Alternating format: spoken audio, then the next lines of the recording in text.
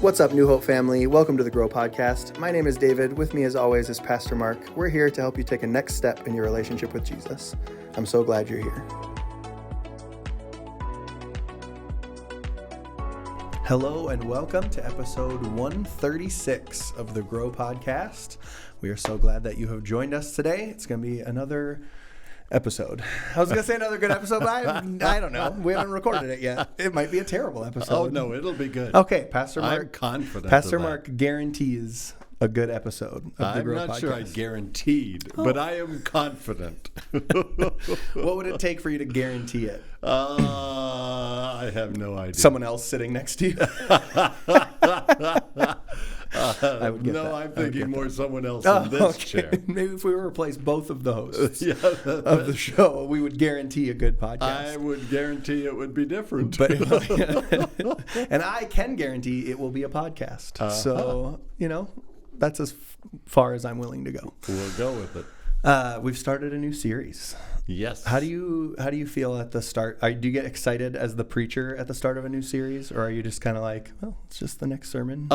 Yes, I get excited about it because I've been studying it and thinking about it, and so real life situations and even thinking of people that might need this might be helpful for them. Yeah. So. And not necessarily individuals. I mean, I don't prepare a sermon with David in mind of, he needs to hear this. This one's for that Lundeen character. Yes. Get him. But I do prepare in mind of people going, okay, I've had these questions come to me, and I've had people struggle with these. And so in my preparation, I'm thinking, there are people that need to hear this. Yeah. And I firmly believe that God leads in that whole process. So the things that I'm choosing, even though I'm not thinking of individuals, and very often I have people say, okay, so you were thinking about me, or this was pointed at me. It's like, no. In fact, I tend to be a little more the other way.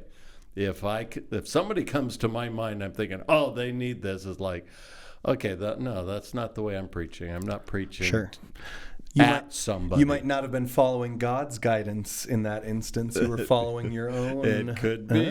See what I did there? That was excellent. Thank you. I appreciate that. Well, we'll jump in pretty quick here. But now, a follow-up question before we get into your message. So you get excited at the start of a new series. Do you get sad at the end of a series? We wrapped up the Be the Church series. If you missed any of that, definitely go check it out on our YouTube channel or on our website, newhopehere.com. But are you like, that was a really good series. I'm sad that it's over. No. Do you miss the Who Am I bumper when that series is over? I definitely do not miss that particular bumper and that particular song at all. But I believe so strongly, and I've preached it the first of January or the end of December, in God's seasons. And it just always seems as just something that for me just always feels right. Okay, it's time for something new, or it's time for something to be done. And that just feels right to me because I have such a conviction of God's seasons, that he places things in his timing. That he guides you through. He guides me. I'm just dropping it in. You are just so on top of this. So, for instance, in that Who Am I series that you loved so much, it was supposed to be like a 4-week series. And then you extended it to was it 7 or 8? Something because you just loved that bumper so much. It had nothing to do with the bumper, but there kept coming up things going, okay, this needs to be shared. You were like, I must hear more. Would you like to do your impression of the song? No. I miss it. I haven't heard it in a while. I think we're just real good with that. Okay. I do have a bit of a cold, so I apologize for all of the coughing and clearing of my throat that I will be doing. I'll try to turn away from the microphone for those. Try not to do it right into the microphone, right in the middle of Pastor Mark's most important teaching point. In a live service when you have the microphone attached to you, trying to do true. It. And so I'm trying to cough away from the microphone. When the microphone follows you. Occasionally, if I know I'm going to need to really be coughing or clearing my throat a lot, I'll shut it off. And do my coughing and then turn it back on and hope that nobody noticed These are the things people don't. Now they're going to notice. Now they're going to notice. You're going to be able to figure out who listens to the Grow podcast by who comes up to you after the message and like, I saw you turn your mic off to cough a couple times today. All right, so our new series, Guided. The first message was, "Are you sure you want God's guidance?" Mm-hmm. Yes. Yep. I think so. Are we done? Like, did I do it? Well, did I do the first that's message? the problem is nobody would say we don't want God's Right. guidance. But we want weird. his guidance if he agrees with us. Yeah. What is that? That's the is bottom that so line, hard? is that we want God to agree with us. So God, guide me, show me your will, but I'd sure like for it to be this. I'm thrilled for him to guide me as long as I can tell him exactly where Yes. he's guiding me to. Like, you can get me there. It just has to be here. And the thing is, as mentioned in the message, God has given us our desires. And so it's not wrong to bring them to Sure. him, even if we don't think this is his will. Mm-hmm. Saying, Lord, this is really what I want. This is what I'd really like to do. Would you please do this? Or especially if it involves somebody else and we're praying for their healing. I mean, that's a very clear, Lord, we want the healing is what we're praying for. That's what we're asking for. And Jesus gave us his great example of that in the garden. And the scripture from that message is, he didn't want to go through that physical suffering because he would feel all the pain that you and I would feel from his human standpoint. That no way did he want to go through that. And so taking it before the Lord, man, there's nothing wrong with saying this is what I want, but always ending it and coming to a point of peace, and you keep praying. That's why Jesus prayed so long. It wasn't because, I'm checking off the number. If I pray long enough, then God will listen. It takes a while for us to conform our will to his will. Sure. And sometimes that takes quite a while of praying before I get to that point saying, okay, Lord, not my will, but yours. Yeah. That was your first main point, was be constant in prayer. I want to say, just in the last couple episodes, I brought up my favorite passage of scripture, which is the parable of the persistent widow, where he tells his disciples to just keep praying and never stop. So the importance of that isn't lost on me, even though it's probably the area you talked about that I struggle with the most is being constant in prayer. It's just not, we've talked about this before too, it's not my natural instinct, like, let's do something. What can I do about it? But I would specifically want to ask you about listening. It was one of the final sub points you had. And you said yourself, you've never heard God's audible voice before. Right. I haven't either. It'd be super cool if right now. It'd be awesome. Yep. No, I thought right then he might, for the podcast, jump in, but he didn't. No, I spoke for him. You didn't pick up on that, huh? Okay. But talk to somebody who. So I recently had a conversation with a very new believer, somebody who's really just brand new to the faith, trying to understand all these things, and this came up, like listening for God's voice, and it was kind of hard for me to explain. It is, yeah. I've never heard his voice, and then they were like, "Well, then why are you telling me to listen for it?" I'm like, "That's a really good point, because that's a real churchy language that we're using there." Yes, we in the church, that's very easy for us. Yep. Well, listen to God. Yep. But when you're sharing with somebody that prayer is new to them, God speaking to them is new to them, what on earth does that look like? I think is a huge question that comes in, and a very valid question. So how would you answer it? I would answer it, there comes a sense of contentment, of knowing, you just know that you know. And it can't be explained well because it's very objective. It's not something that is, or subjective. I don't even one of those. Very subjective, I think, is what it is. Just that you just, okay, God has spoken. Again, Jesus in the garden praying long enough for the disciples to go to sleep, him wake them up, prays longer, they go to sleep. I mean, this happens several times.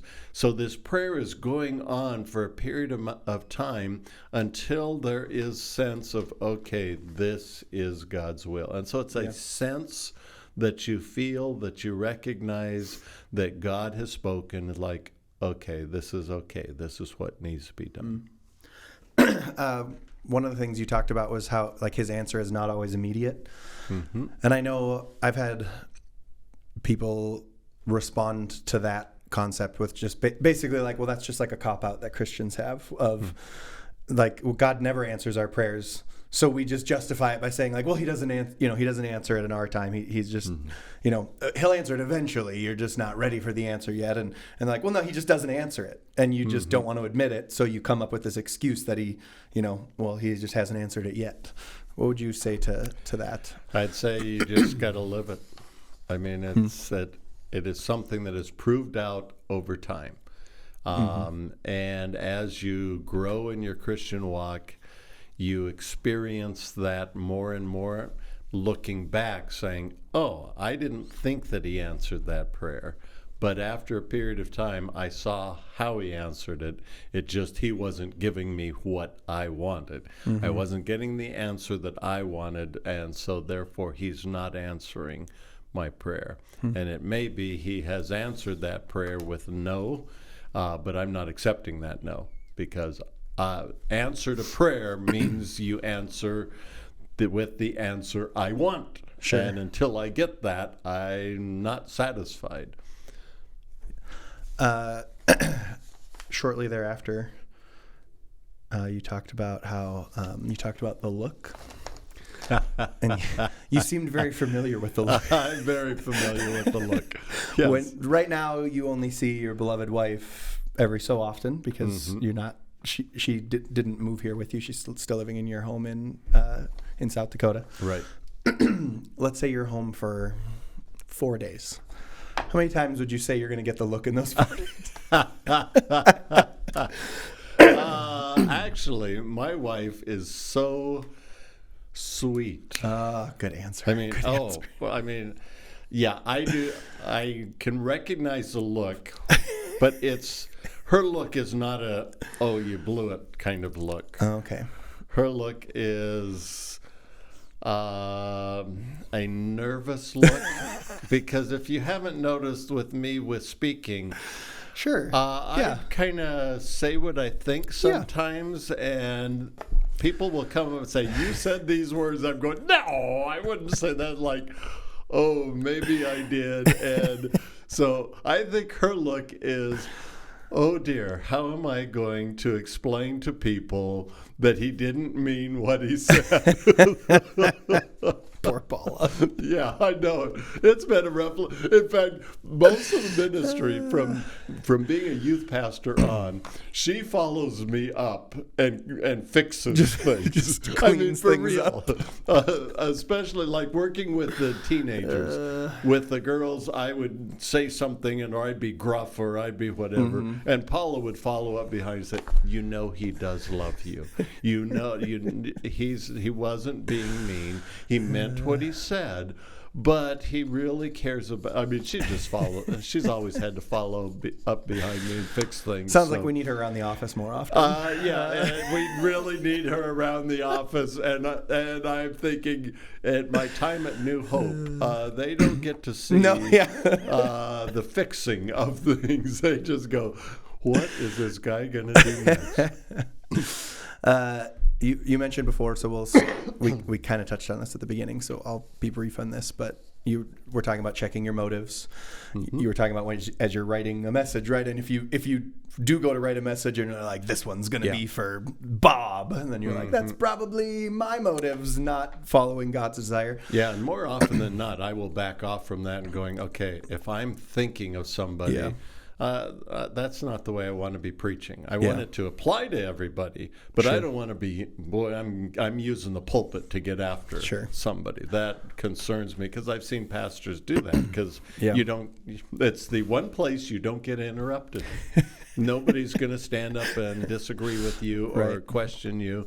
And so it's too easy for that to happen, that I'm going to go win this argument while I'm on the pulpit. That's right, because they can't talk back, and I don't ever want to be guilty of that. Well, they can't talk back on the podcast either, so is there anything you want to get off? Well, yeah, but they do. They can comment very easily. They can have comments. So. Oh, man, excuse me, everybody. I'm sorry. The next point was submit to God's will. I'm going to be a little open and honest here, because I didn't like this next part. I didn't disagree with it. I just don't like it. Yeah.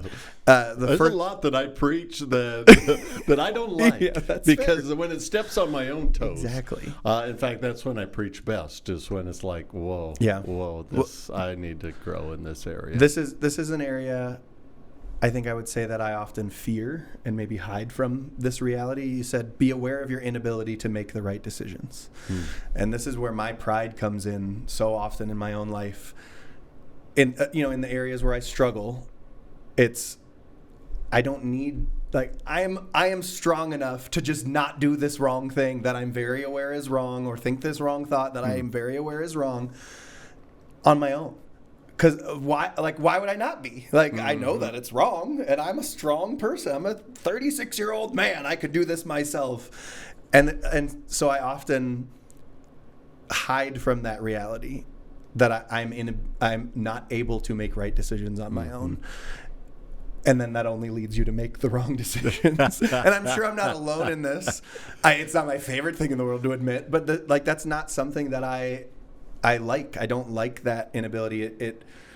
It makes me feel weak. It makes me feel small. Even though I have no issue with the truth behind it and the reality of my need for the Holy Spirit to help me make those right decisions. I love that, in fact.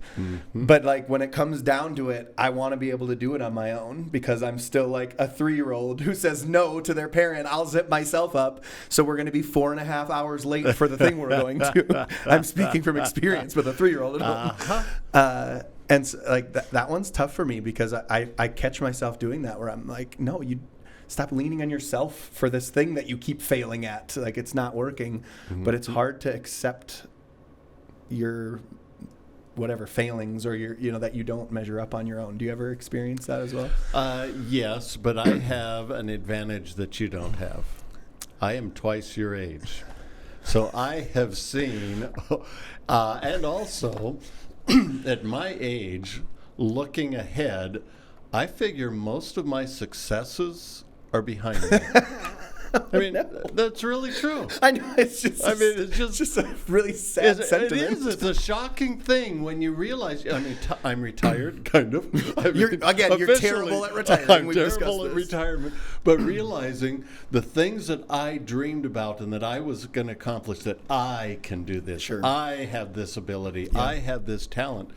I got passed up for those things on some of them. And so looking back, realizing, wow, most of my successes are behind me, not in front of me. Sure. So that age gives you some insight of realizing, I have not. I mean, obviously, I've had some successes, and I don't want to minimize those, because God has really, really blessed me abundantly. But I also recognize, there are a lot of things that now I will never be able to do, even though I thought I had the talent, the ability, the skills, all that kind of stuff to do it. That's not going to happen. And so kind of a come to reality moment with my weaknesses and my failures and all of that kind of stuff. And I think that's very typical of people my age, looking back and going, oh, wow, I never did this. And did I really make an impact on the world, and all of those things? Some of that wrestling is very good, because I recognize that I am so dependent on the Lord. Now, that doesn't mean that I still do not tend to be dependent on myself and I can handle this. I mean, that's still an issue. You're not free from sin quite yet. Definitely not at this point. But I do have that advantage of having years of being able to see, I thought I could take on the world. And there are a couple times when the world, or not world as in sinful world, but just life kind of won out over me. Yeah. I did not conquer something I thought I was going to conquer. You're saying your dream as a young man was not to one day host a podcast with a basketball coach in North Dakota? I'm thinking that when I was a young man, there was no such thing as a podcast, let alone whatever this is that is broadcasting it to It's called everybody. the internet. It's called the internet. See, there was none of that kind of stuff. Al Gore said he invented it, I understood think. radio. Oh, That one I just think about this as radio, and it'll help you a lot. Some nice AM radio. Continuing on in submitting to God's will. Under your point to that, you said, I can know my number one motive is to glorify God if I'm willing to pray, not my will, but thine, or not my will, but God's. I can say that, like I just said it right now. Mm-hmm. I feel like it's harder to follow those words than to say them. But if that's something that somebody that's listening or watching is struggling with, right? Like I want my number one motive to be to glorify God. But how do I go from just saying those words to living them out? It's definitely a process. And I think, again, and I hadn't thought of this before until we were talking here, of Jesus' process of why did he pray for so long? Mm-hmm. I mean, he's got this relationship with the Father. You take it to the Father, you say, this is what I want. Father responds. But this praying goes on and on long enough for the disciples to keep, falling asleep, waking up, falling asleep, waking up, that it is definitely a process of getting there. And there are times when I think I'm there, but I'm there just as far as I can be at this point. And we think in terms of, oh, you've totally dealt with this. No, it's like forgiving somebody. Oh, I've forgiven them. And then 2 weeks later, I'm feeling it again and frustrated with them and upset with them. It's like, okay, I have to do this again. And I think there is this process of constantly submitting and submitting, because we only have the capacity to submit to him what we are experienced to this point. And something else may come up that reminds me of something, and I've got to say, okay, I have to choose again to submit to the Lord. Mm-hmm. So even figuring out my own motives, I think I've got that all settled, and I think I've dealt with it, but it comes back up. And then we as Christians are, oh, no, I didn't have it settled. Yeah, you did. You had it settled as much as you could to that point, but you move on in life, and that brings up more issues or reminders of that issue, and you got to settle it again and take it as far as you can at each point. Mm-hmm. And it's okay that it's not all just figured out at once and, oh, it's all settled. You have to keep settling it. And that's what keeps our relationship with the Lord. If it's all settled, I don't have to deal with it anymore. Okay, good, no problem. And I walk away from God and don't pay any attention to what he has to say. But when I'm constantly dependent on him, realizing, okay, I had this settled, but it's come up again, I have to take that back to the Lord again. And that's part of our relationship with him, and our dependency on him is part of my weakness is I cannot get it all submitted at once. Yeah. I can fully submit everything that I think, okay, this is settled. I've prayed long enough. This is submitted to God's will. And then life happens. Something else comes in, and it's beyond the scope of what I have been able to deal with, because he broadens it and he grows me farther. And okay, now I need to submit a little bit more in some way. You talked a lot about, are you willing to do this? Are you willing to give this? All those things. And I think at one point you said something along the lines of, we can't ever say we aren't willing. And I'm going to go a step further and be like, you better not say that you aren't willing. And this is something that my dad always jokes about, and now I've just lived it out in my own 36 years of life now. Like the things that you're like, I would never do that, or I would like those. For instance, I used to say all the time, I would never coach high school basketball. Never. Never. 0% chance. And for the last 6 years, I've lived in North Dakota coaching high school basketball. Two things I said I would never do. Yes. Because this is where God brought us. And thankfully, we followed God's guidance, because a lot of really awesome stuff has happened in those 6 years. So I'm not miserable about that reality. But I definitely had aggressively said I would never do those things. Yes. And then God's like, oh, interesting. Open door. You just kick me through it. You have to wonder if God just chuckles, oh yeah, let me show you a thing or two. 'Cause I've heard from so many people, well, I'll serve the Lord as long as I never have to be a pastor or never be a missionary or never move to this location or I would never. And I just kind of wonder if God says, really? Well, let's test that one out and see how that is. It's The super cool fun. thing is that it does end up super fun. It does. It does end up going, if I'm in the center of God's will, even if it's in the place that I said, man, I never want that, I would never go there, whatever. When you are in God's will, it is never a punishment. It's never like, okay, show you, and now you're going to suffer, and I'll put you there until you decide you'll say yes to my will. No, when he puts us in a place that's right, and when we submit, now I may not recognize it as right until I submit.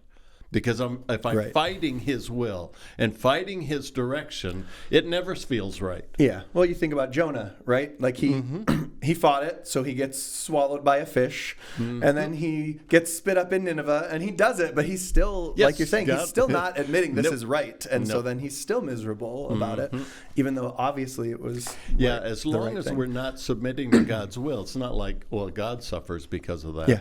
He'll still make it happen.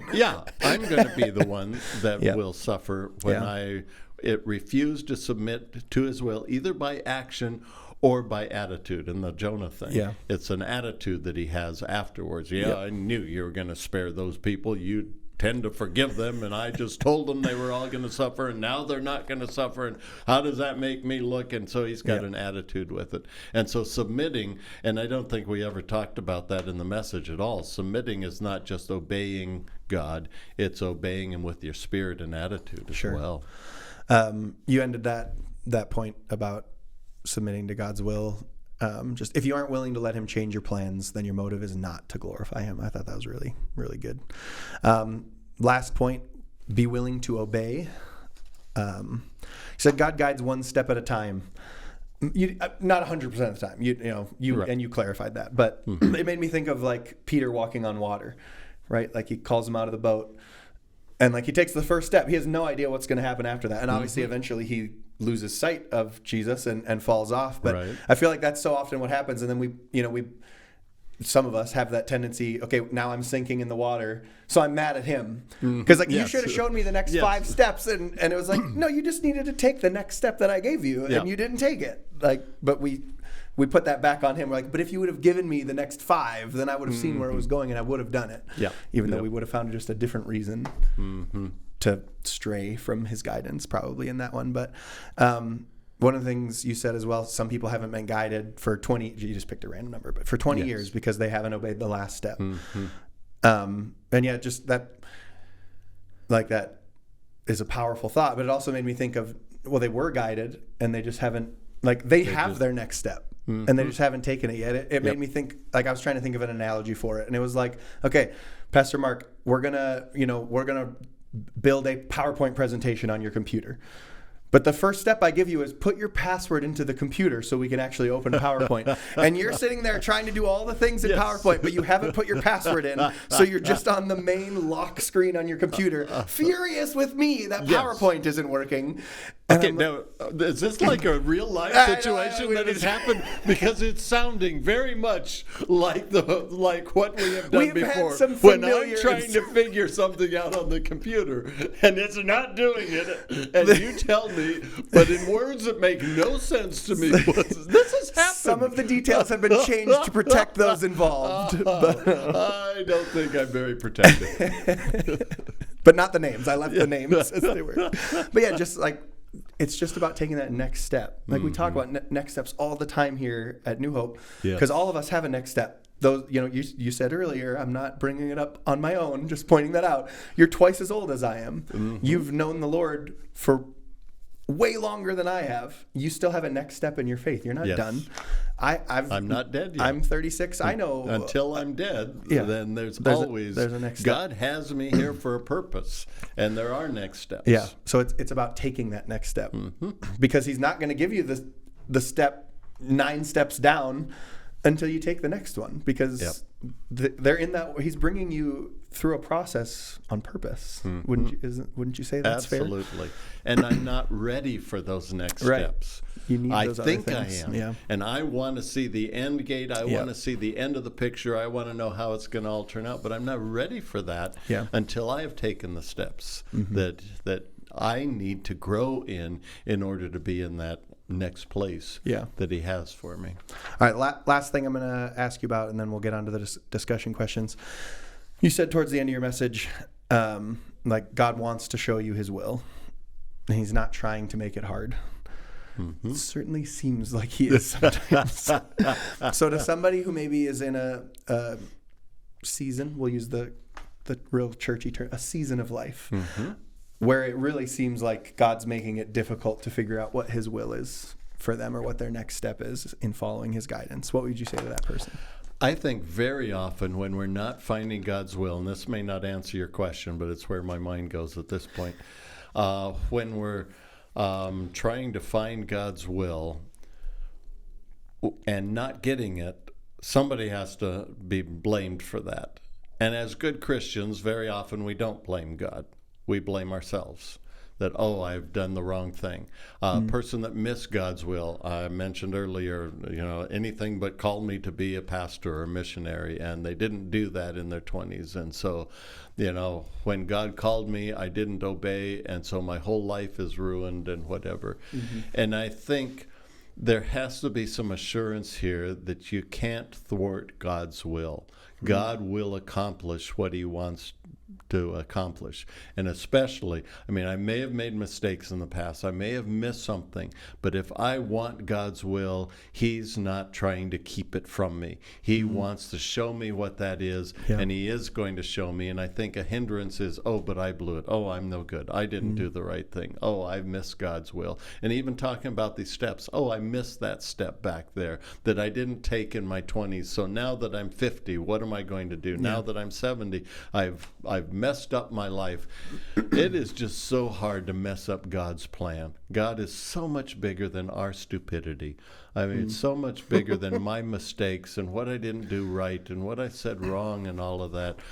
God is just, we just sell him short because things don't happen the way that we wanted, or because we didn't do the right thing. And that's way too much weight to put on ourselves. Okay, you blew it. Yes, we are all sinful people, and we recognize that. But God still has that purpose, still has a plan.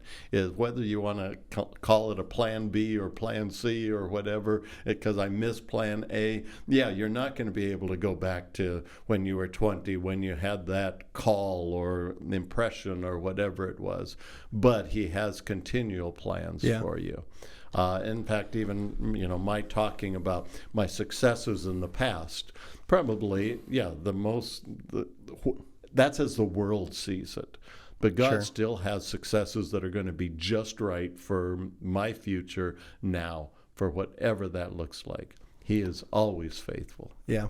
I was trying to look up a quote from the Chronicles of Narnia, because I've been reading that lately. We actually talked about it at lunch the other day, but it was about this exact thing. Aslan's talking to Lucy. It's in Prince Caspian. I can't remember the exact wording, but basically he's just saying, because she's lamenting, like, what if all these, we hadn't done the wrong thing all these different times, like how much better would, and he's just like, you can't ever know what would have happened if you would have made those different decisions.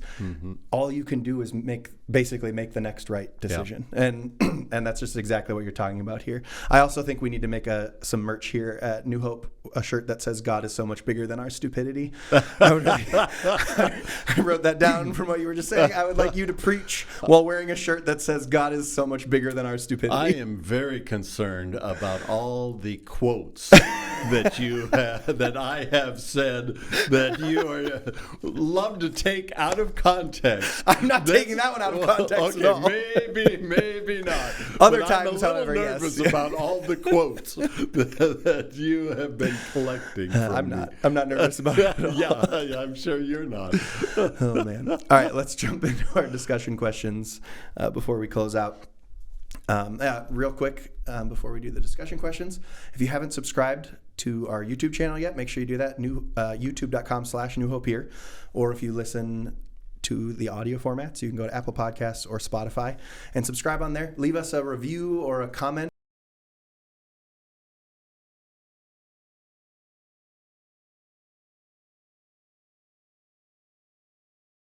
Ask a dumb question? I bet you can. Yep, I have a gift for that. Is there a difference? Can you follow that? And is that different than subscribing? You can follow us on Facebook. Okay. See, I did that and I thought I was subscribed. And I was like, and then I just discovered this last week. I don't know why these things aren't popping up. And discovered, I didn't officially subscribe. I thought I did. You're gonna want to by subscribe, clicking on something. And that then if you did it. If you want, so if you're watching on YouTube right now, on the bottom right at the end of the video, a little icon will pop up, and if there's a little red button that says subscribe, that means you're not subscribed. So that's an easy way to know that you're not subscribed. Also, right underneath the video, it'll tell you if you're subscribed, or it'll give you the option to subscribe. So on YouTube, that's the easiest way to know. And then turning notifications on is important too. Do you know what notifications are, Pastor Mark? I know there is something called notifications. You know, like when your phone vibrates and the little bubble pops up to tell you something, that's a notification. Okay. And most of the time when you subscribe to something, your phone will default to have them off. Okay. So if you want to be notified when new videos post on our YouTube channel or when new episodes of the podcast come out, you need to go into your settings, turn notifications on specifically. That is good to know, because I get this question on notifications for anything and everything that I don't know, all these things pop up, but do you want to be notified? It's like, no, I don't want it. I don't want it. I hit no for everything. Yes, and that one but I do want to be notified on that one. Oh, that's why I'm not getting notified. Exactly. Okay. All right, discussion questions. First one, what's the difference between thinking/pondering about something and actually praying about it? Question 2, is it even possible to have pure motives? Just a reminder, these will be in the video description and the podcast notes, and they actually will now. Unlike in the past when I've said that and then we weren't getting them in there. Yeah. That's my bad. They're in there now. Thank you for letting us know. Another reason we love feedback on the podcast. Question number 3. If a decision glorifies me in some way, does that mean that God is not glorified? That's a very interesting question. If we had more time, I would make you answer that right now. Number 4. How can I know that I want God to be glorified above all else? Question 5. We got a lot of questions today. Question 5. What happens if I submit to God but don't have a right attitude about it? And then question 6, does God stop all guidance if I'm disobedient in one area of my life? Ooh. Does he? We got that one. Interesting. Hope not. No, he does not stop all guidance, but it certainly hinders definitely. His guidance. That'll be a good discussion for those of you who are discussing those things. Mm-hmm. Well, thank you, Pastor Mark. As always, I really look forward to doing these podcasts with you. I feel like I learn a lot and enjoy our time together. Hopefully you guys enjoy it too. Otherwise, we're not really hitting the mark very well. But I think we have a good time and we've gotten a lot of good feedback. So we appreciate that. We would love to hear more. Let us know in the comments or in an email or anything like that. If you have any questions, Pastor Mark would love to answer. He's sick of answering my questions. Send him some of your questions. I'm happy to answer questions. And then join us next week. New episodes of the Grow Podcast go live every single Monday. Make sure you join us this weekend, whether at our Williston campus in Tioga or if you're not near one of those campuses, you can join us online as well at our New Hope Here campus. But we love you, New Hope family. We're so glad to have you a part of our church and part of this Grow Podcast family. We will see you next time.